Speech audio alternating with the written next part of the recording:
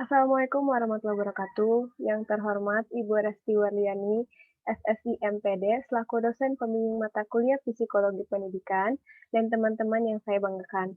Pertama-tama, marilah kita panjatkan puji syukur kepada Allah Subhanahu wa Ta'ala karena telah memberikan rahmat kesehatan dan keselamatan sehingga kita dapat berkumpul di video pembelajaran ini. Teman-teman sekalian, pada pertemuan kali ini selamat berjumpa di pembelajaran Psikologi Pendidikan. Pada kesempatan kali ini, kelompok 1 akan membahas tentang hakikat belajar dan pembelajaran, yang dimana pemateri pertama akan disampaikan oleh Hensi, serta pemateri kedua akan dilakukan oleh Cecep, dan pemateri ketiga akan dilakukan oleh Rifa Andisna. Untuk isi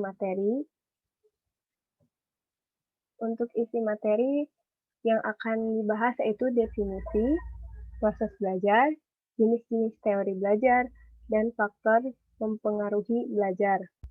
Selanjutnya, materi yang pertama akan disampaikan oleh saya sendiri tentang definisi belajar. Secara etimologis dalam Kamus Besar Bahasa Indonesia, belajar memiliki arti berusaha, memperoleh kepandaian atau ilmu. Menurut tim penyusun kamus tahun 1996, pembelajaran dapat didefinisikan sebagai suatu sistem atau proses membelajarkan subjek didik atau pembelajar yang dirancang atau didesain, dilaksanakan, dievaluasi secara sistematis agar subjek didik atau pembelajar dapat mencapai tujuan-tujuan pembelajaran secara efektif dan efisien menurut Kumalasari tahun 2010. Dan menurut James Kaplan menyatakan bahwa belajar memiliki dua definisi, yaitu acquisition of any relative permanent change in behavior as a result of a practice and experiment, yang artinya perolehan perubahan tingkah laku yang relatif menetap sebagai akibat latihan dan pengalaman, dan process of acquiring response as a result of special practice, yang artinya proses memperoleh respon-respon sebagai akibat adanya latihan khusus. Dapat kita simpulkan dalam slide ini yaitu bahwa belajar merupakan suatu perubahan tingkah laku yang relatif menetap pada seseorang akibat pengalaman atau latihan yang menyangkut aspek fisik maupun psikis, seperti dari yang tidak tahu menjadi tahu, dari tidak berpengalaman menjadi tahu tentang sesuatu, dari tahu menjadi lebih tahu, dari tidak memiliki keterampilan menjadi lebih keterampilan, dan sebagainya. Untuk penyampaian selanjutnya akan dilakukan oleh Saudara Cecep. Terima kasih kepada moderator yang telah memberikan saya waktu untuk menjelaskan atau memaparkan materi. Materi yang saya akan jelaskan atau paparkan yaitu proses belajar. Adapun di sini pengertiannya, proses belajar adalah serangkaian aktivitas yang terjadi pada pusat saraf individu yang belajar. Sebab terjadinya secara abstrak karena terjadi secara mental dan tidak dapat diamati. Oleh karena itu, proses belajar hanya dapat diamati jika ada perubahan perilaku pada seseorang yang berada dengan sebelumnya. Perubahan dari perilaku tersebut bisa dalam pengetahuan efektif maupun psikomotoriknya. Nah, di sini ada menurut Dimyadi dan Mudiono pada tahun 1996 mengemukakan bahwa siswa adalah penentuan terjadinya proses belajar. Berhasil atau gagalnya pencapaian tujuan pendidik amat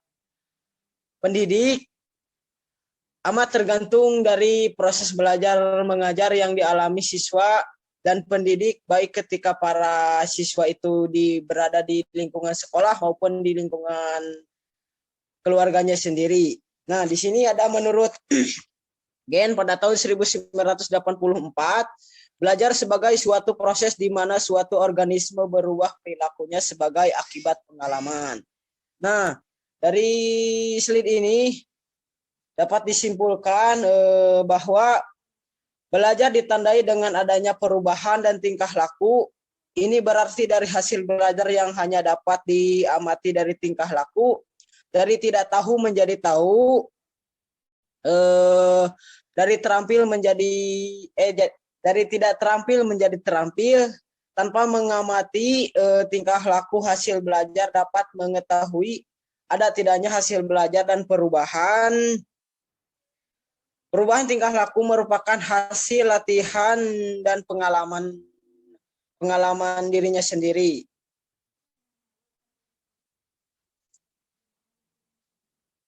Lanjut, slide 5. Nah, di sini ada jenis-jenis teori belajar. Yang pertama yaitu teori behavioristik. Yang kedua teori konstruktivisme. Yang ketiga yaitu teori humanistik. Yang keempat yaitu teori kognitivisme. Dari teori keempat tersebut dapat saya simpulkan yaitu teori yang pertama, teori behavioristik. Belajar atau menurut belajar ini, orang yang menguasai stimulasi respon sebanyak-banyaknya, yaitu orang yang respon terhadap belajar dan dapat dilakukan secara berulang-ulang. Nah, yang kedua yaitu teori humanistik. Teori humanistik ini, proses belajar ini dapat dinilai sukses jika belajar dapat memahami lingkungan dirinya sendiri. Baik itu dapat mengembangkan dirinya sesuai apa yang diharapkannya. Yang ketiga yaitu teori kognitif. Teori kognitif yaitu proses ini mengarahkan siswa untuk mencerna pengetahuan baru yang berkaitan dengan pengetahuan lama yang terdapat pada struktur kognitif. Yang terakhir yaitu adalah teori konstruktivisme, yaitu teori ini kemudian disimpulkan pengetahuan tersebut dapat dialami sesuai dengan pengalaman dan bahasa dirinya sendiri. Untuk penyampaian materi selanjutnya mungkin akan dilanjutkan oleh Saudari Ripa. Terima kasih kepada Cecep yang telah mempersilahkan saya untuk menyampaikan materi selanjutnya. Adapun materi selanjutnya yaitu tentang faktor-faktor yang mempengaruhi belajar. Menurut Syah tahun 2004, faktor-faktor yang mempengaruhi belajar siswa dapat dibedakan menjadi 3 macam, yakni pertama faktor internal, yaitu faktor dari dalam siswa, yakni kondisi jasmani dan rohani siswa. Faktor kesehatan di sini adalah sehat berarti dalam keadaan baik segenap badan serta bagian-bagian tubuh terbebas dari penyakit. Nah, proses belajar seseorang akan terganggu jika kesehatan seseorang pun terganggu. Selain itu juga akan cepat lelah, kurang bersemangat, mudah pusing, ngantuk jika kondisi badannya lemah. Lalu kedua, faktor eksternal, yaitu faktor dari luar siswa, yakni kondisi lingkungan di sekitar siswa. Kondisi lingkungan yang berada di sekitar siswa ini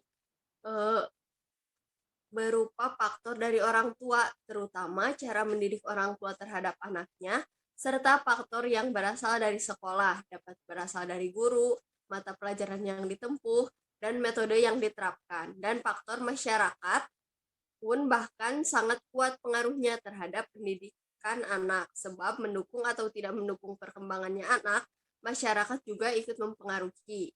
Yang ketiga yaitu faktor pendekatan belajar, yaitu approach to learning, yakni jenis upaya belajar siswa yang meliputi strategi dan metode. Nah, faktor ketiga ini digunakan siswa untuk melakukan kegiatan pembelajaran, materi-materi pembelajaran. Demikian presentasi kelompok yang dapat kami sampaikan. Kurang dan lebihnya mohon dimaafkan. Semoga bermanfaat. Wallahu muwaffiq ila aqwamit thoriq. Wassalamualaikum warahmatullahi wabarakatuh.